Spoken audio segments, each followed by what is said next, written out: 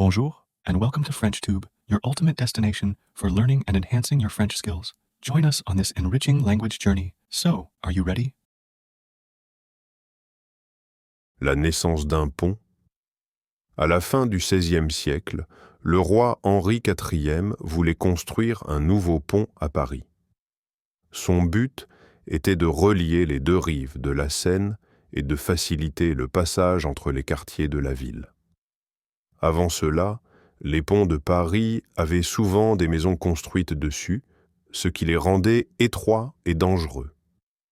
Henri IV voulait un pont différent, plus large, plus solide et sans maison.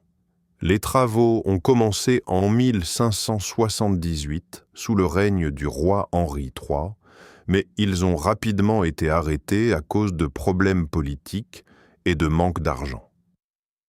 Pendant plusieurs années, le projet est resté inachevé. Ce n'est qu'en 1598, sous le règne d'Henri IV, que la construction a repris. Le roi voulait terminer ce pont pour améliorer la circulation dans Paris et aider le commerce. Il a aussi choisi d'ajouter des trottoirs pour les piétons, une nouveauté pour l'époque. Après de nombreuses années de travail, le pont neuf a enfin été inauguré en 1607. Son nom, qui signifie « nouveau pont », a été choisi parce qu'il était différent des autres ponts de la ville. Les Parisiens étaient émerveillés par sa modernité et sa solidité. C'était le plus long et le plus large pont de Paris à cette époque.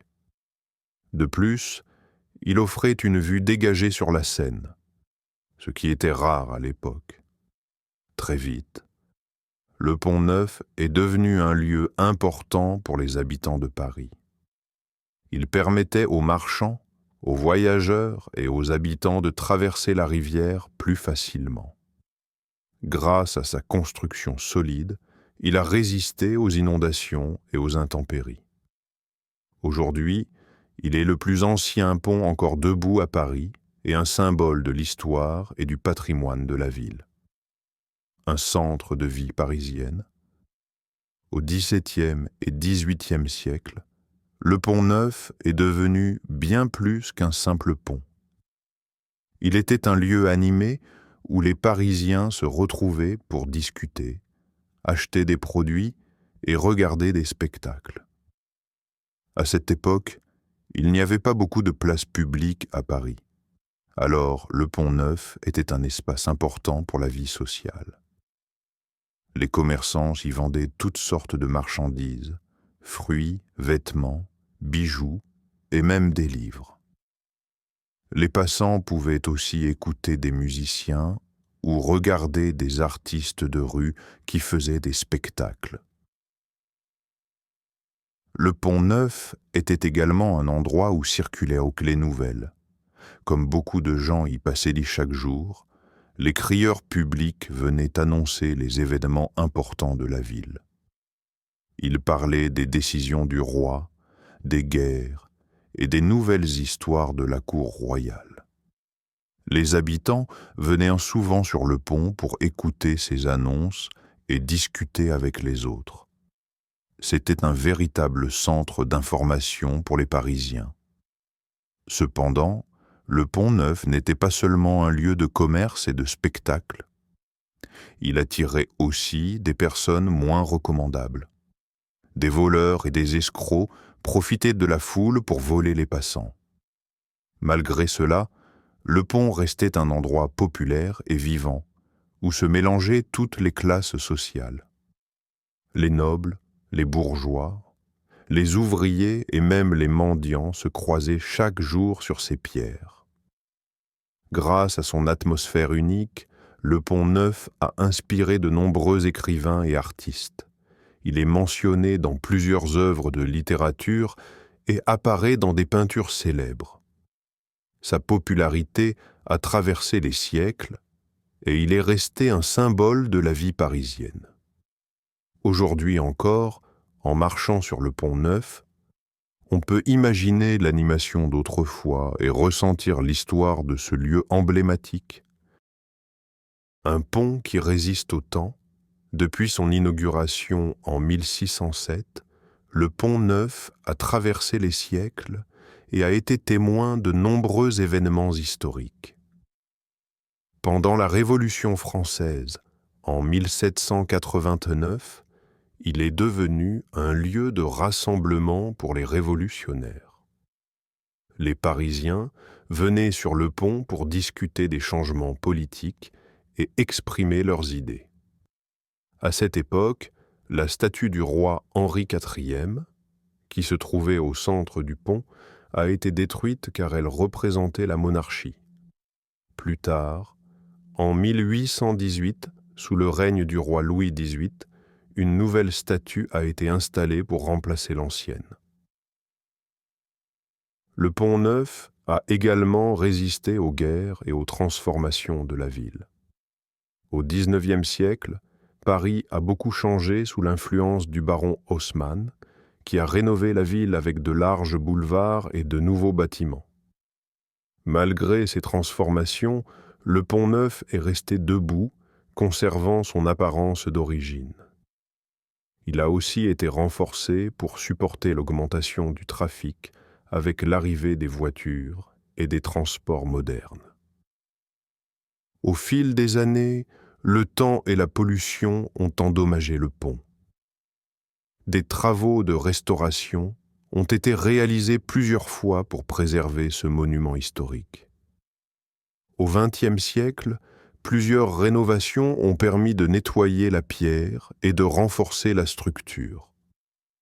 La dernière grande restauration a eu lieu dans les années 1990 pour redonner au pont son éclat d'antan.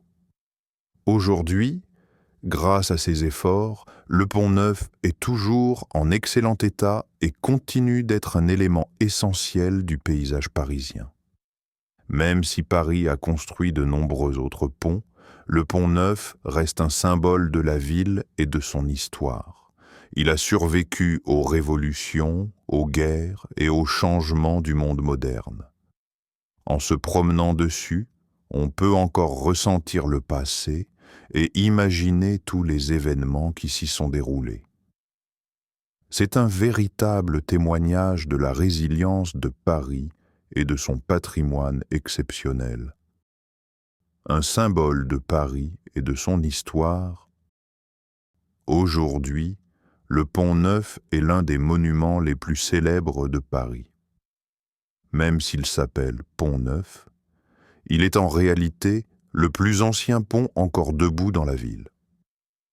Il est classé monument historique depuis 1889 et continue d'attirer de nombreux visiteurs chaque jour. Que ce soit des Parisiens ou des touristes venus du monde entier, tous apprécient la beauté du pont et la vue magnifique qu'il offre sur la Seine. De là, on peut admirer la cathédrale Notre-Dame, l'île de la Cité et les quais animés de la capitale. Le Pont Neuf est aussi un lieu romantique. Beaucoup de couples aiment s'y promener, surtout au coucher du soleil, lorsque les lumières de la ville se reflètent sur l'eau. Certains y attachent même des cadenas en symbole de leur amour, bien que cela ne soit pas autorisé pour protéger le pont. Des artistes viennent souvent s'y installer pour peindre la Seine ou jouer de la musique, ajoutant une touche magique à l'atmosphère du lieu.